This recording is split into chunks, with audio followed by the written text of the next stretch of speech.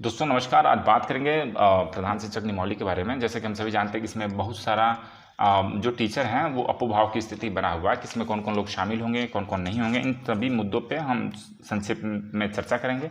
आशा करते हैं कि आप नियमावली पढ़ लिए होंगे, नहीं पढ़े होंगे तो मैं बता दूं। आज बात करेंगे इसमें योग्यता क्या होनी चाहिए, अनुभव क्या होनी चाहिए, साथ ही साथ नियुक्ति की प्रक्रिया क्या है। आज हम बात करेंगे प्रधान शिक्षक, ठीक है, जो प्रारंभिक विद्यालय के प्रधान शिक्षक एचएम बनने के लिए जो बीपीएससी द्वारा एग्ज़ाम कराया जाएगा भविष्य में, इसकी अधिसूचना भी जारी कर दिया गया है। आगे सीटों के साथ साथ अन्य विज्ञापन भी जारी करेगी कि परीक्षा का क्या क्या विषय होगा, क्या बोलते सिलेबस क्या क्या होगा इसके बारे में। लेकिन हम इससे पहले आज बात करेंगे कि क्या जो शिक्षक इग्नू से डीपी हैं क्या वो परीक्षा में बैठ पाएंगे, क्या टीईटी पास शिक्षक परीक्षा में बैठने के पात्र होंगे, क्या 8 वर्ष का अनुभव नहीं रखने वाले बैठ पाएंगे या नहीं बैठ पाएंगे, स्नातक शिक्षक को के लिए क्या अनुभव होगा, इस पर हम बात करेंगे, ठीक है। लेकिन उससे पहले बता दें कि ये जो नियमावली बनाया गया संविधान का अनुच्छेद 309 का प्रयोग करते हुए राज्यपाल द्वारा जारी किया गया है, ठीक है। 309 के तहत केंद्र में राष्ट्रपति करते हैं और राज्य में राज्यपाल करते हैं, क्योंकि ये 309 आता है भाग आपका 14 के अंतर्गत आता है, जिसमें केंद्र और राज्य के अधीन सेवाओं की चर्चा किया गया है।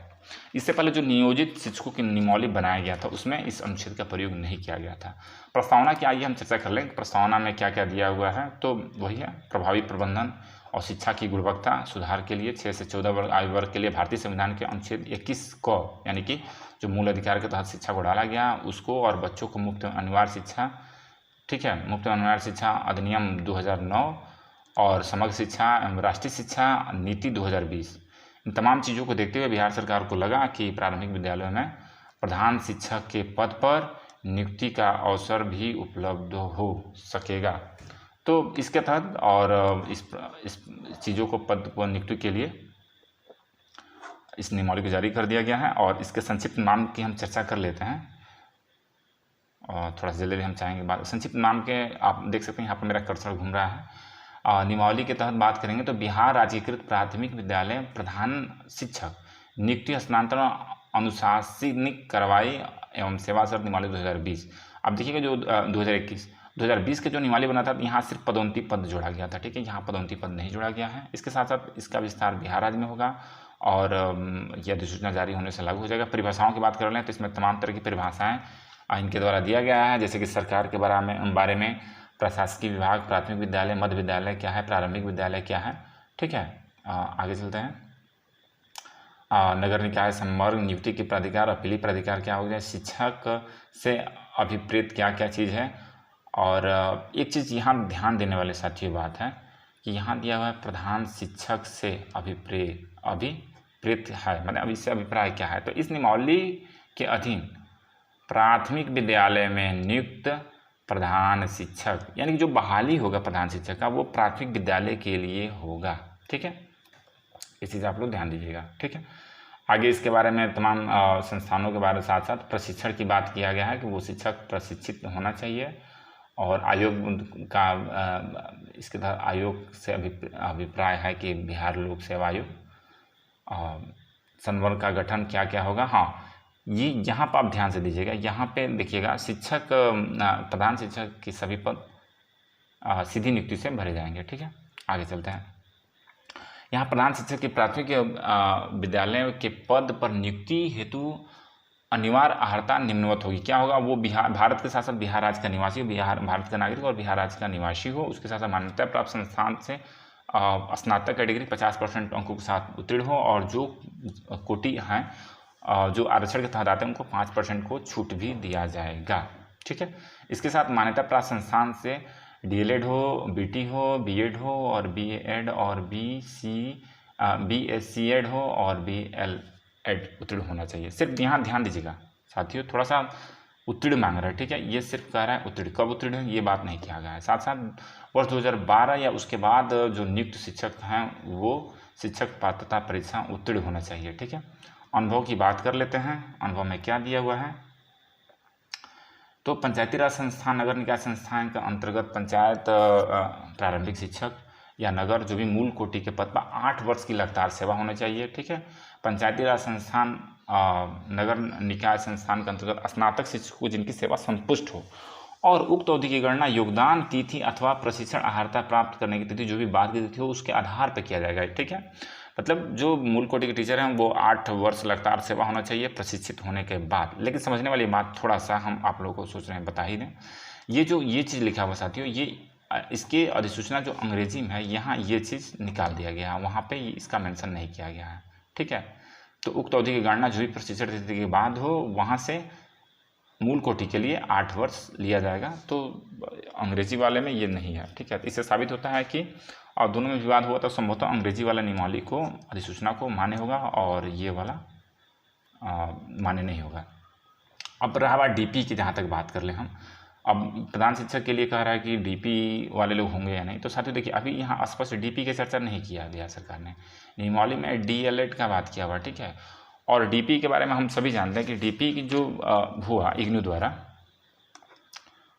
इंदिरा गांधी नेशनल बना, ठीक है, इग्नू द्वारा जो हम लोग डीपी किए हैं जितने भी लोग, ठीक, उनका तो 8 साल पूरा हो जा रहा है। लेकिन एक डिस्ट्रीब्यूट आपको बता दें कि ये प्रशिक्षण होने के बाद भी प्रशिक्षण वेतन नहीं मिल रहा था और एनसीटी द्वारा मान्यता प्राप्त नहीं होने के कारण एनसीटी इसको मान्यता नहीं दी, तो इसलिए ये मामला फंस गया। इसके साथ साथ बिहार सरकार ने कई बार एनसीटी को पत्राचार किया और करते करते लास्ट में इन दोनों में एक शर्त के साथ एनसीटी ने शर्त जारी किया और उसके साथ 6 माह का संवर्धन कोर्स कराया गया। उसके साथ साथ शिक्षकों को प्रशिक्षित घोषित किया गया। लेकिन इसी बीच क्या होता है कि क्रांति कनक नाम के टीचर थे बिहार के, अब मुझे याद नहीं आ रहा एक्चुअली वो कहाँ किस ब्लॉक जिले से थे, बस नाम ये याद है क्रांति कनक थे। उन्होंने हाईकोर्ट में चले गए और बोले कि भाई 2012 से प्रशिक्षित हूँ तो हमको 12 से दीजिए, संवर्धन कोर्स से हमको मतलब नहीं है। आप जब प्रशिक्षित हम हो गए हैं, जब डीपी प्रोग्राम हम कंप्लीट किए तब से प्रशिक्षित का हमको वेतनमान मिलना चाहिए। लेकिन बिहार सरकार मानी नहीं, उस पर सुप्रीम कोर्ट चली गई। ठीक है, क्योंकि इनके पक्ष में डिसीजन हाई कोर्ट दे दिया और सुप्रीम कोर्ट गई। लेकिन सुप्रीम कोर्ट ने क्या किया, दिसंबर 2015 में 2012 में ये क्रांति कनक थे वो हाई कोर्ट में इनके चले गए थे और 2015 में जो बिहार सरकार थी उसकी याचिका को खारिज सुप्रीम कोर्ट ने कर दी। ठीक है, उसके साथ जब याचिका खारिज हो गया बिहार सरकार का सुप्रीम कोर्ट में, मतलब वेतनमान को लेकर सुप्रीम कोर्ट चली गई, ये ध्यान दीजिएगा, नहीं देना चाह रही थी, अंततः उसको 14-15 की जगह पर उसको 12 से बिहार सरकार को देना पड़ा और इस तरह से 12 से प्रशिक्षित वेतनमान उठा रहे हैं नियोजित टीचर। तो उस हिसाब से देखेंगे तो बिहार सरकार का मंशा डीपी को लेकर कुछ स्पष्ट नहीं है। लेकिन जहाँ तक डीपी की बात करें तो वो एनसीटी द्वारा जो भी चीज़ है वो फुलफिल कर रही है, एनसीटी ने उसका अप्रूवल दे दिया है, तो इसलिए घबराने की बात नहीं है साथियों। आपके साथ एनसीटी द्वारा जो है तो आपको भी मौका मिलेगा इस परीक्षा में बैठने के लिए। ठीक है, अब आगे देखा जाए भविष्य में क्या विज्ञापन जब जारी होगा पदों के लिए, अधिसूचना के बाद से जैसे ही आगे का जो नियमावली जारी करेगी बिहार सरकार, ठीक है, स्पष्ट विज्ञापन, उस विज्ञापन में क्या कंडीशन रख रही है तो ये आने वाला समय बताएगा। ठीक है, अब बात टीईटी वाले साथी मैं बता दूं ये जो पद है प्राथमिक विद्यालय के लिए है। ठीक है, और ये अभी स्पष्ट ही कह दिया कि जो भी मूल कोटि के टीचर हैं उनको 8 साल चाहिए ही चाहिए। तो उस 8 साल के कंडीशन में, ठीक है, 8 साल के कंडीशन में आप जो भी टीईटी हमारे साथी जो आए हैं बाद में वो नहीं आ पा रहे हैं। ठीक है, हाँ, लेकिन इसमें कुछ साथी हैं नियोजित टीचरों में, अगर डीपी नहीं लेता है तो जो साथी बीएड हैं, ठीक है, तो वो फार्म भर सकते हैं, क्योंकि इसमें स्पष्ट लिखा हुआ कि उनके 8 साल प्रशिक्षित होना चाहिए और उत्तीर्ण होना चाहिए, क्योंकि स्नातक उत्तीर्ण के साथ साथ प्रशिक्षित भी होना चाहिए या बीएड उत्तीर्ण होना चाहिए। ठीक, ये चीज़ों पर चर्चा की है। उसके बाद से आरक्षण की बात कर लें तो आरक्षण जो सीधी नियुक्ति में समान प्रशासन विभाग का है आरक्षण वो लागू होगा। उसके साथ साथ आरक्षण रोस्टर जो जिला स्तर पर बनेगा। ठीक, नियुक्ति की प्रक्रिया के बारे में हम बात कर लें तो नियुक्ति की प्रक्रिया सीधी भर्ती द्वारा होगा। ठीक है, रोस्टर क्लियरेंस के बाद ही आरक्षण कोटि अधियाचना आवश्यकता अनुसार आयोग अथवा विभाग द्वारा चिन्हित संस्थानों को भेज दी जाएगी। नियुक्ति की प्रक्रिया सीधी होगी। ये सब आप लोग पढ़िएगा, नीचे डिस्क्रिप्शन में इस पीडीएफ को हम डाल देंगे, वहाँ पर आप निश्चित ही पढ़ लीजिएगा। ठीक, हाँ, इसमें 150 अंकों का परीक्षा होगा, वस्तुनिष्ठ होगा और बहुकल्पी होगा, माइनस मार्किंग होगा। 4 क्वेश्चन गलत करने पर 1 क्वेश्चन आपका सही क्वेश्चन भी गलत हो जाएगा। 0.25% आपका माइनस मार्किंग होगा। ठीक है, आगे इसमें जो होगा प्रमाण पत्रों का जांच होगा, परीक्षा अवधि क्या क्या होगा इसमें वो बताया गया, विभागीय परीक्षा के बारे में, सेवा संपुष्टि, वरीयता सूची, हस्तांतरण की बात कर लें थोड़ा सा। तो साथियों हस्तांतरण की बात करें तो प्रधान शिक्षक का पद हस्तांतरी होगा, ठीक है, ये ध्यान दीजिएगा। और हस्तांतरण का जो समय समय पर दिशा निर्देश के आलोक में हस्तांतरण कार्रवाई संबंधित संवर्गीय पद से संबंधित नियुक्ति प्राधिकार के द्वारा किया जाएगा। और प्रधान शिक्षक प्राथमिक विद्यालय के अंतर जिला हस्तांतरण, ठीक है, ऐच्छिक प्रशासनिक और शैक्षिक दृष्टिकोण से होगा, इन बातों का ध्यान रखिएगा। और अनुशासित कार्रवाई की बात कर रहे थे तो बिहार सरकारी सेवक, ध्यान दीजिएगा यहाँ पर जो अनुशासनिक कार्रवाई है बिहार सरकारी सेवक, ठीक है, अधिनियम 2005 समय समय पर यथा संशोधित द्वारा, ठीक है, किया जाएगा, ठीक, प्रधान शिक्षक पर प्रभावी होगा। यानी कि ये जो अधिनियम 2005 है ये नियोजित टीचरों पर प्रभावित नहीं होगा, प्रधान शिक्षक पे ही प्रभावित होगा। सेवा शर्त संबंधित बात कर ले तो प्रधान शिक्षक का पद वेतन आदि राज्य सरकार द्वारा, ध्यान दीजिएगा यहाँ पे राज्य सरकार द्वारा निर्धारित किए जाएंगे और समय समय पर सेवा पुनरीक्षित के आलोक में परिवर्तनीय होंगे, ठीक है। प्रधान शिक्षक का पद बल वही होगा जो राज्य सरकार द्वारा समय समय पर निर्धारित किया जाएगा, ठीक है। राज्य सरकार के कर्मियों के लिए लागू अन्य सेवा शर्त इन पर भी लागू होगा, ठीक है। लेकिन ये सब नियोजित शिक्षकों में है, यानी कुल मिलाकर ये जो बहाली अभी तक इस पर लोग बात कर रहे थे कि ये 35,000 के आसपास सैलरी मिलेगा, तो ऐसा कुछ नहीं है साथियों। इसके तहत जो भी नियमावली बनाया गया वो स्पष्ट है, राज्य कर्मचारियों का जो भी पनिशमेंट से लेकर जो भी प्रमोशन है उनके तहत होगा। तो इसलिए ये भी आपका जो बहाली होगा और ऐसे भी बीपीएससी आयोग ले रहा है तो निश्चित तौर पे फुल फ्लेज होगा, इसमें कोई बीच का ऑपरेशन करके बीच का रास्ता वाला ऐसा कुछ नहीं होगा। शिकायत का जो भी होगा वो निर्देशक प्राथमिक शिक्षा का, ठीक है। इस तरह से तमाम जो चीज़ें हैं इस पर इस विज्ञापन में आशा करते हैं कि इस वीडियो से कुछ आपको स्पष्ट हो ही गया होगा। तो निश्चित तौर पर घबराने की बात नहीं है और इग्नू वाले जो भी हमारे डीपी साथी हैं वो इंतज़ार करें और निश्चित तौर पर इंतज़ार किया जाए, अच्छा ही होगा जो होगा सो। और बहुत जल्दी इसका विज्ञापन आ जाएगा कि कितने सीटों का कब होगा और क्या क्या इसमें सिलेबस का भी जानकारी उसमें हो जाएगा। और टीटी साथी बहुत सारे संगठित होकर काम कर रहे हैं। लेकिन मैं बता दूं, हाँ एक चीज़ तो आपको बताया नहीं लेकिन अभी हम बता देते हैं आपको साथियों कि जैसे कि पहले का जो 2020 का नियमावली था उस 20 के नियमावली में प्रधान शिक्षक का पद नहीं था, वहाँ पर प्रधान अध्यापक था, ठीक है, वहाँ प्रधान अध्यापक था।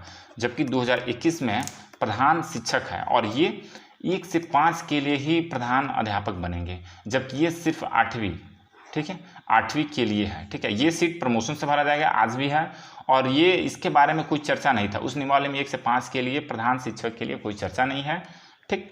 तो लोग कह रहे थे कि उसमें प्रमोशन से भरना था तो इसमें क्यों भर रहे हैं, लेकिन दोनों अलग अलग है साथियों। आप ध्यान नियमावली 2020 पढ़ लीजिएगा और 2021 स्पष्ट ये है, इसका लिंक मैं डिस्क्रिप्शन में डाल दूंगा, वहाँ जाकर आप इस पीडीएफ को डाउनलोड कर लीजिएगा और पढ़िएगा। तो इग्नू वाले साथी अभी थोड़ा सा सब्र रखें, निश्चित तौर पर जो डीपी वाले साथी हैं वो शामिल होंगे। हम सब जितने भी लोग डीपी वाले हैं उनको एकजुट रहना चाहिए, ठीक है, वैचारिक मतभेद न रखें, सरकार पर दबाव बनाया जाए संगठन के द्वारा ताकि मौका मिले। और लेकिन सरकार का मंशा ठीक नहीं है, ये आपको भी समझने वाली बात है, क्योंकि यहाँ अगर इतने भारी तादाद में टीचर यहाँ हैं डीपी द्वारा, लेकिन फिर इस अधिसूचना में डीपी की चर्चा क्यों नहीं किया गया, ठीक है। तो ये सोचने वाली बात है और इसके तहत स्पष्ट होता है कि सरकार का मंशा ठीक नहीं है। तो ये तमाम मुद्दे था, सोचे आप सभी को बता दें। निश्चित तौर पर आपको ये वीडियो अच्छा लगा होगा और आगे भी अपना कमेंट करके विचार दीजिएगा इससे संबंधित और क्या जानकारी चाहिए। और बहाली तक हम कोशिश करेंगे इस संबंधित जो भी कुछ जानकारी है आप सभी के बीच अपने चैनल के माध्यम से लाता रहूं, ताकि थोड़ा सा आपको क्लियरेंस होता रहे और हतोत्साहित होने की ज़रूरत नहीं है। जो भी लोग हैं वो रहें, टीटी साथी भी अपना लगे संगठन के द्वारा या जैसे भी हो, सरकार से अपनी बातों को मनवाएं, सरकार से कैसे मनवाया जाए इसके लिए बात करें ताकि हो पाए। और स्नातक शिक्षक वाले भी जो हैं वो स्पष्ट नियमावली में लिखा हुआ उनके लिए क्या है योग्यता, आप पढ़ लीजिएगा। निश्चित तौर पर ये वीडियो आपको अच्छा लगा साथियों और मेरे इस वीडियो को लाइक ज़रूर कर दीजिएगा और अपना विचार कमेंट में दीजिएगा, ठीक है। चलिए रखते हैं, जय हिंद।